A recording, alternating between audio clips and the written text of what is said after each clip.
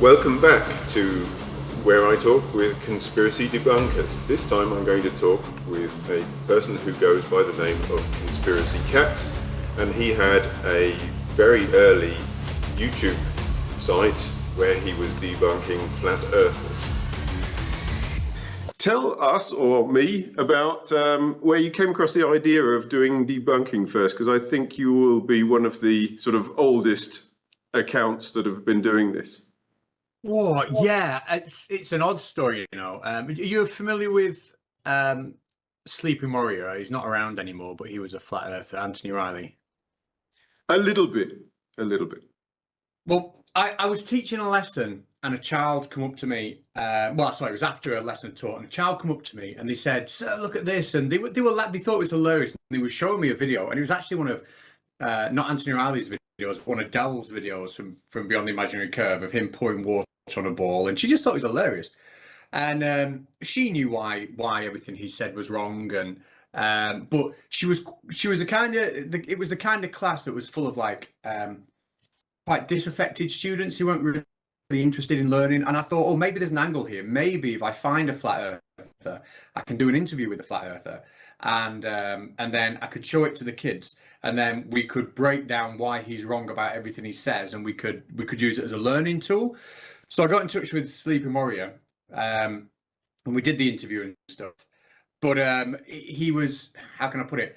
After the interview, he knew I was using it in the classroom, and he knew that I wasn't trying to argue or debate him or debunk any of his points because it was a teaching tool. So he took it and he handed it to a big channel. I forget who it was now. The guy who used to organise the Flat Earth conferences, his channel, and gave it to him basically like to make it look like he'd beaten a science teacher in debate. And I thought it was really dishonest of him. So I thought, well, I'll start my own channel and I will just debunk everything these idiots say now. So if it wasn't for him, I probably never would have got into it. Him and his dishonesty, really. Yeah, so you've mentioned that you were teaching. Tell us about your background in that and in science, I guess. So how you came, what direction you're coming from there. Right, so I've been 2002, I did my first year of teaching. So we're now 2023. So yeah, I've just been a high school science teacher since then. For the last 2 years, I'm not full-time in schools. I still do bits and bats of teaching, but I'm not like a full-time teacher anymore. But I was head of science, assistant head teacher, kind of like a career teacher really, until I hit my early 40s, and then I thought I want to change. So I'm still in education, still science, but I'm outside the classroom mainly now. So we've done most of those things. So but maybe you can say more about your motivation for continuing, because you got fairly into it. Yeah, you know what it was. I never intended, when I did it, I never intended to keep doing stuff about flat Earth. But I think, maybe I've got to look at myself for this, but the more I did of it, when I originally started, I kind of expected a lot of the flat earthers to listen and go, oh yeah, you're right, I'm wrong. I kind of expected them to have a little bit of common sense, and they didn't. And it came across to me again that as unbelievably dishonest, that they just lacked the ability to, well, some lacked the ability to reason, but some lacked the ability just to even take a look at anything that disagreed. And it kind of like just made me think, no, I am going to keep going just to show everybody how silly you are, so they won't follow you down the trap. And for a while, I think that's why I thought I was doing it, just to ridicule it, so other people who were on the verge of going into flat Earth wouldn't. I don't think I ever really thought I was going to convince, after my dealings with the first few, I never thought I was going to convince anyone who was a staunch flat Earth or otherwise, but maybe just to stop people going down the rabbit hole. But after a while, there's only so many times you can talk about why pouring water on a ball is useless, or that kind of stuff. So I kind of, the interest did fade after about 4 years, and so that's why I'm kind of not around anymore. Because now a lot of the people that I'm talking to are more into anti-vaxxers at the moment. That's the new big thing. And there we see similar. I was quite surprised that many accept that they won't be able to persuade anybody, and they're more either for the science interested viewer, so kind of going in for the likes, or in the same way as you, for the ones on the edge, to try to say, okay, maybe we can catch you still. Well, that's a good point. The whole medical misinformation thing, and I am keen on that. When I make a comeback, I'll probably do that kind of stuff. If you take the vaccine, sort of like, for instance, it's a different spectrum of people, I think, in terms of the breadth of opinion than you get when you come to flat Earth, because you will have those complete and utter just science deniers that don't even accept viruses exist. You know, you've got them on one end, and then right across the other end of the spectrum, you've got people that just, you know, they don't know anything. You know, they're not necessarily conspiracy theorists, they're not necessarily silly people, but they just don't know anything about how vaccines are produced, and they probably just naturally ask themselves a question: oh, could a vaccine be produced safely in that short amount of time? You know, and they don't realize that it's now like the most studied medical intervention that's ever been released because of the vast amount of data we've got on it. So it's interesting. I think there are people that on one end of that spectrum might be a bit more receptive to you know, to being educated on the subject, I suppose, maybe, whereas flat Earth is just a bit more about just belief, staunch belief in science denial, I think. Because the flat Earth, the only thing that I found that where they had a reasonable point was crepuscular rays, where you think, okay, the explanation for that, the real physics explanation for that, is quite difficult to understand and not very convincing. I can understand somebody having trouble with that part, but no, you can't get water to stick on the bottom of a ball is kind of weird. Yeah. Well, the crepuscular rays is a good one. You're right with that. And the explanation, it is difficult, but it stuns me that you say, okay, well, we can go out and we can recreate it. We can see, we can stand at shadows at a certain angle. You know, put two posts in the ground. We can see the shadows. They look for some reason like they're converging or diverging, or depending where you stood. But actually, when you get a bit closer, you can see they're perfectly parallel, and you know, it will look at rail tracks and they look like the you know, there's a divergent point, but we know the parallel. You know, it's the same kind of thing, but yeah. But then again, if they would actually listen to reason, they wouldn't be flat earthers, would they? They probably wouldn't have started in the first place. No. So what kind of feedback did you get from your viewers? Who was really watching it? That's a good question. Do you know what? I got honest feedback. Like, if I made a mistake and there were times when I'd say something that was wrong, like they'd be really hot on that, you know, because, you know, they know we're trying to correct misinformation and stuff. And if you get it wrong, that's just as bad as pumping out misinformation yourself. So it was honest feedback. And then some of them, because I kind of did it in a ridiculing way to ridicule the topic, some of them just came for a laugh, and they would say, oh, that one wasn't funny today, you know, or this one was a bit more behind the science of it. So yeah, it was honest feedback, really, I think. And then, of course, dogs amount of abuse from flat earthers, which was always a pleasure to get in your mailbox. Do you get much of that? I usually, what happens, because I'm mostly on Twitter usually, so I did some videos and they weren't not very popular. I think the actual people that they were about never got to see them. There were a couple of things that I thought I'd done really well, because I'm from chemistry. Homeopathy is probably my driving theme, because it really irritates me. But also because I live in Germany, it's sort of the home of homeopathy, so that's kind of a problem. But I didn't get much. But on Twitter, usually I get I might write something, and then a whole bunch of people attack me. And usually when I feel like I'm losing, just about when I feel like I'm losing, a whole bunch of other people just jump in, and it gets and on the other side. So it gets rough, but not as much as in the comments on YouTube or Rumble or whatever, because it's not so personal. It's not direct. Or yeah. Yeah. And you can hide and block and mute and things like that. So there are some people that I did block, and not very few, and a couple I muted because they just followed me around and were jumping on everything that I said, but in a not very helpful way. You do get some like that kind of get obsessive, don't you? About, and it doesn't matter what you put out or what you post, they'll reply to something, and it's completely disconnected to what you've just posted. You know, I had somebody like that when I made a video about anti-vaxxers, and it doesn't matter. I could have posted an update on what I'd had for dinner that day, you know, and he'd be in the comments section and he'd be like, "Did you hear about so and so who died? They were vaccinated 8 months ago." You know, it's like, what are you telling me that for? You know, what? Just to get a grip. But they do get really obsessive. How did you choose, or do you choose when you start again, which videos to use or which material to reply to? Yeah, well, the reason that I used to have such big gaps between my videos, because people like Simon Dan are brilliant, and I don't know how he does it, to be honest. He will get like 2 videos out a week, every week, and he just won't fail.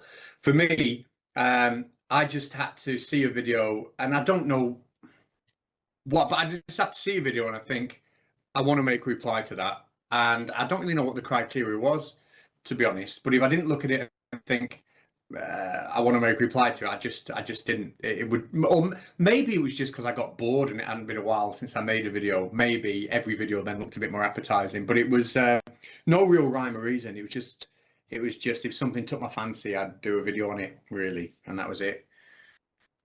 It could be quite difficult to find something. So, to follow on for that, I had one on the other side about money, because I don't know whether Simon Dan, for example, manages to make any money from his YouTube, but I guess he's one of the few that is likely to be able to. Did you manage to get into the positive side? Yeah, I mean, it's surprising. I don't think you need a massive channel to make a living off YouTube. I never did, because I never wanted to be reliant on an algorithm, or, you know, and I had my teaching career and other things. So to me, I kept it as a hobby. But even then, while I was doing it, it you know, it would pay for your Christmas, it would pay for your holiday, that kind of stuff. You know, it was, and that was not really treating it as a serious thing. So yeah, but I could never rely on it. You know, you get copyright strikes or the algorithm changes and that's your income gone. So I never kind of wanted to see it as an income source. Just rather do my day job for that, really. What about the other side? So I know that the anti-vaxxers have a different set of criteria that they seem to use to make money, but the flat earthers, they don't seem to do very well out of it. Well, one or two have tried. So you're familiar with Deep Inside the Rabbit Hole? No. Or Dearth. He does very well. I think he created, it was either a website or an app, or it was a website with an app that people signed up to. And I think it was essentially a Flat Earth friend finder. So people would sign up to the app and they would basically just be able to connect with each other, and you'd be able to see what flat earthers were around in your area, and maybe they could share information. I'm not too sure. I never signed up for it, but I do believe he does extremely well out of that. I'd imagine Eric Dubay, with a channel his size, probably pulling in, I'd imagine, about £2,000 a month, I would imagine, just from ad revenue. So there are a few, but a lot of them have this thing that, like, truth should be free, so I'm not going to monetize my channel, and it's kind of like a thing of integrity for that. I'm not going to monetize my channel, you know, I've got integrity because it's about the truth. And then they'll go and, like, ask for donations when the computer's broke, and you think, well, if you just monetize your channel, you wouldn't have to be taking it off your subscribers. You could have, you know, saved your ad revenue. But yeah, I think some do much better than it out than some of the others, and I think the more they earn, the less believable I think it is that they're actual flat earthers, if that makes sense. It does draw us to the next topic, which is how do you feel that the connection, or that there is at all a connection between politics and misinformation? So in that case, there's flat earthers. So when you say like you talking about like the extreme misinformation, like flat Earth, space doesn't exist, or you just talking about like a general kind of Well, misinformation? that's where where it may be interesting. So the American people that I spoke to have a feeling that misinformation, particularly medical misinformation, started off as a left-wing hippie thing and has now become a right-wing, well, yeah, more a right-wing thing. But that's the US. Well, it's funny you said it because I spoke to a couple of Americans offline on either on a video call or on Twitter, and we were talking about the vaccine and stuff, and they seem to be adamant. And obviously, I'm not from America, so I can't back this up, but they seem to be absolutely adamant when they were saying to me that the politicians would stand up there during the pandemic and say a vaccine will make you 100% immune. It will be impossible for you to ever get infected again, and it will be impossible for you to ever pass it on. So you then get the vaccine, and then of course, like I mean, that flies in the face of what a vaccine. You know, there's no vaccine that makes anybody 100% like never can get infected. What they do, obviously, is they speed up the immune response, so you don't get the bad symptoms. You don't get poorly from it. But everyone, it must be about 7 or 8 of them. They swear blind that that's what the politicians have said over there in like the aim to get everyone to take the vaccine. So, yeah, there's got to be a disconnect, isn't there, between what scientists are actually saying and how that is being communicated maybe to people in some areas, and that might breed a little bit of mistrust. I can see that. But in terms of flat Earth and whatnot, I just think that's a mental issue and just a whole distrust of politicians and of science on the flat earthers' part. What your thought? What do you think about the? Because you're obviously not over here, are you? You're in Germany, you said. I'm in Germany now, and there is an issue here with the right wing. So what they call themselves Alternative for Germany, they're a sort of medium right, Nigel Farage type party, and they're a weird. Because I happen to know a couple of the politicians in the party, they're a very strange collaboration. It's very much like Brexit. It's a weird semi-functional collusion between two groups that really don't fit together. On one hand, it's Christians who would like to force everybody to do Christianity, and on the other hand, it's atheists who are tired of all of that, and their common theme is they don't like Muslims. So they managed to get on for the purpose of shutting down immigration, but because of Islam and not because they actually care about immigration. And that is a little bit weird, and that's a local right-wing thing. We do also have a sort of a proper left-wing party who also don't get anywhere in voting. It's hard to say. The other, but I did want to pick up on that thing because I had an American doctor and he said that it's not as bad as that. That the anti-vaxxers are picking up the few things where they got out of hand. So Fauci must have spent hundreds of hours giving interviews, and occasionally he said, inadvisable things like it. When it was 95%, they were measuring 95%. That was true. That was the data. So at the time, 95% chance of not getting the virus was what they were measuring, and they instantly reported it as, yeah, it's nearly 100%. So there is that. But sorry. Yeah, so there is that, but so it possibly wasn't as bad, but there does seem to be a cultural difference. So there I have, because I'm British and I'm now living in Germany, there is a difference between how the media functions and politics, because politicians are supposed to nudge people to doing what they want them to do, and the media are maybe helping or maybe not helping.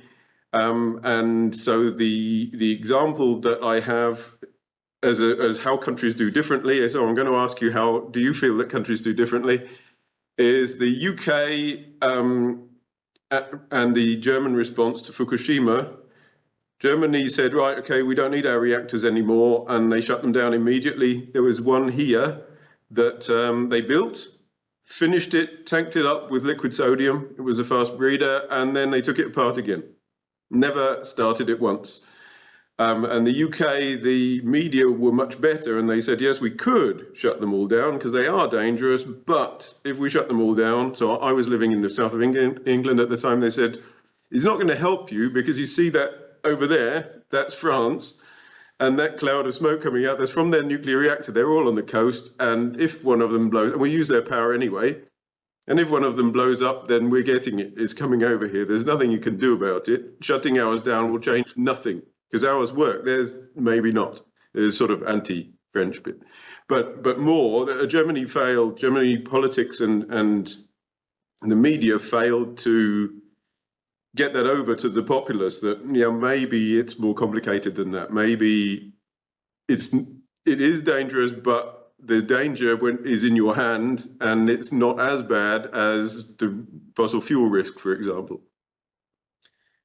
It's those nuances of explanation that I think if they come more clearly from the government and especially over here when they were doing the press conferences, etc., I think that will go a long way to help, and I'm glad you said it wasn't like that in America, because for me, it was always clear that the reason, we wanted a good vaccination program was so then obviously the people that, not to completely kill transmission, that was never going to happen, but you're just going to reduce the amount of people that get it to the point where they're so seriously ill that they're ending up in ICU, and ICU is not going to be overloaded, and then obviously if you've got a better immune system, you're not shedding the virus for as long, so it is going to have a knock-on effect to transmission. It's all just about that with the lockdown procedures as well. It's just about doing what you could, just not to overflow the ICU departments.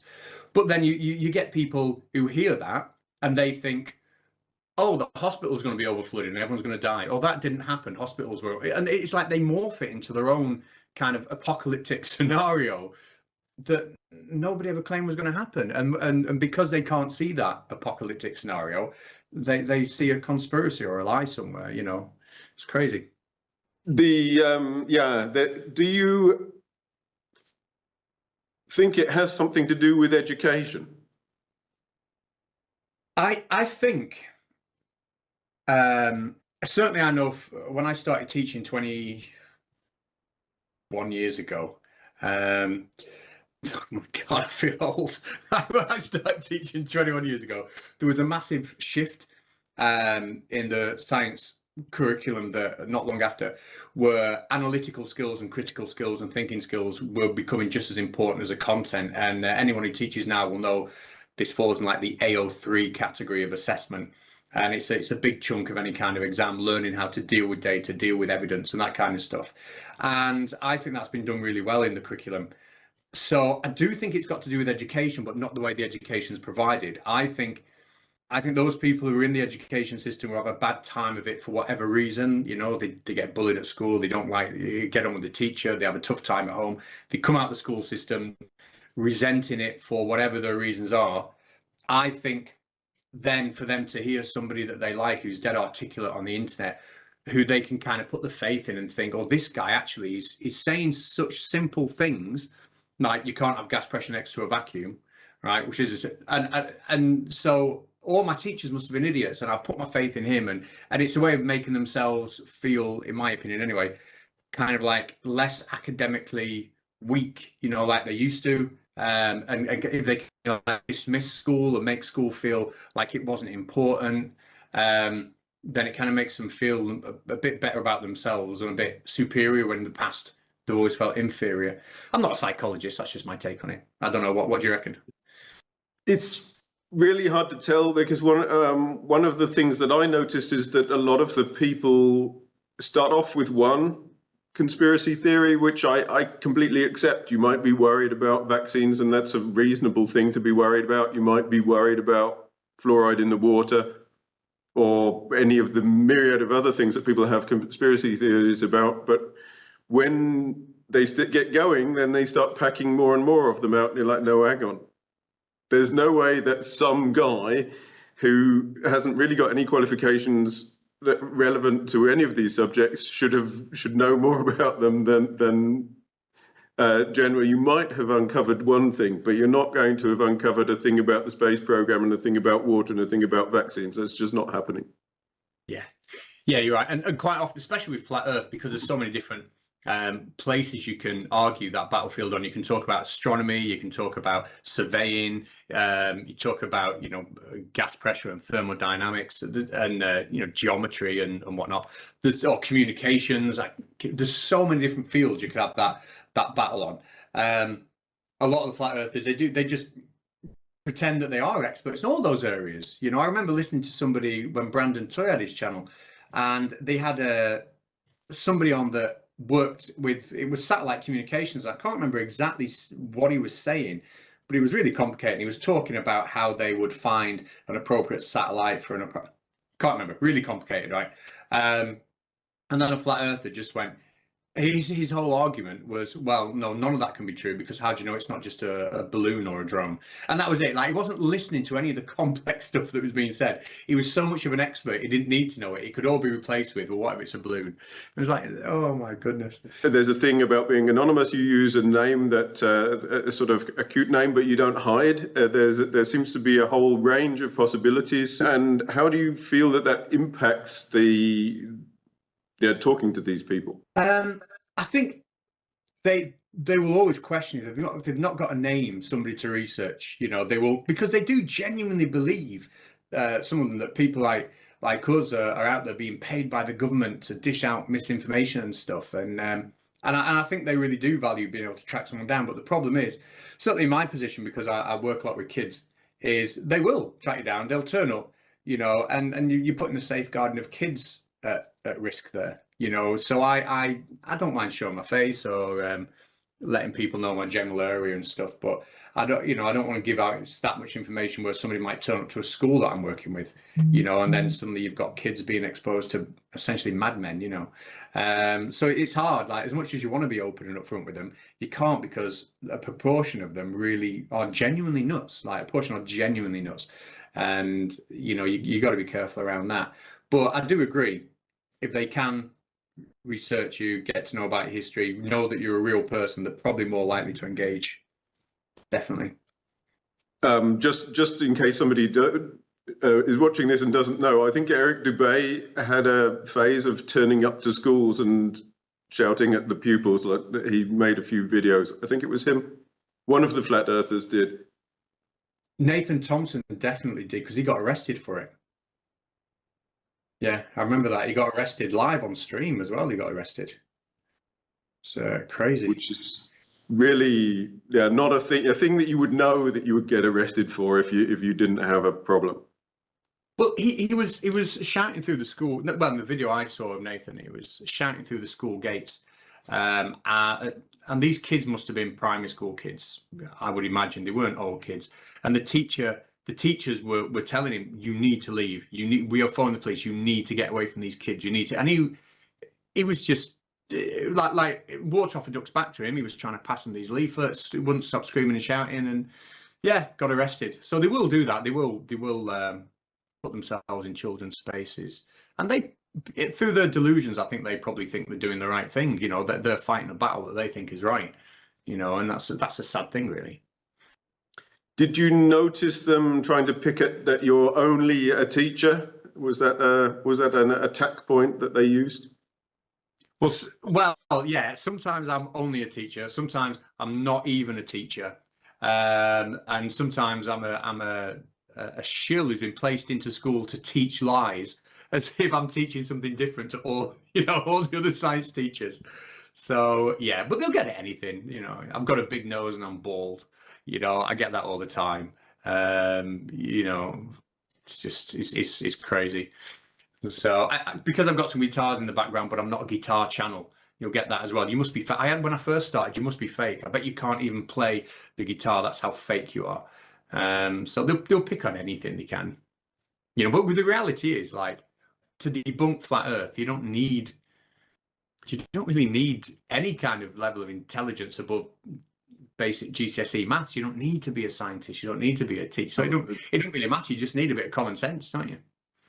No, it's true. It's a little bit different with the new vaccine, with the RNA vaccines, because there's quite a lot of biology that's hidden behind, and Yeah. maybe that's a lot easier to attack, or a lot easier to come with some words and sound clever.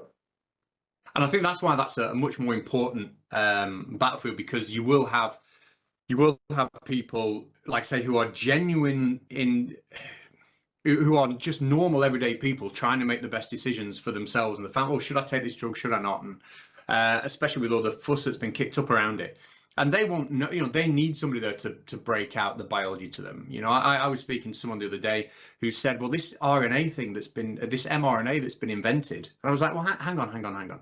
It's like mRNA hasn't been invented. You know that all the cells in your body are full of it all of the time. Whenever you eat vegetables or meat, you're eating mRNA. You do understand what mRNA is, and you have no clue. And then you sit down, you talk to him about protein synthesis, you tell him what mRNA is, and then suddenly it's like, okay, all right, so it's not some kind of weapon then. Like, no, it's not.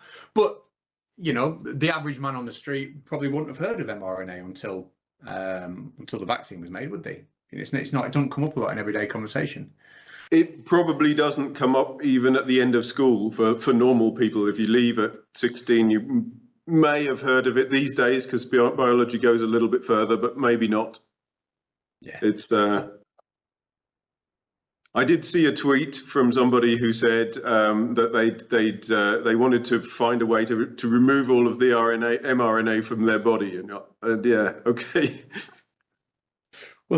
Well, that's it. I think mRNA protein synthesis comes in triples. If you take triple science or triple biology or separate biology, we call it in the UK, then it comes in for those students. So GCSE, and then for everyone else it would be A level.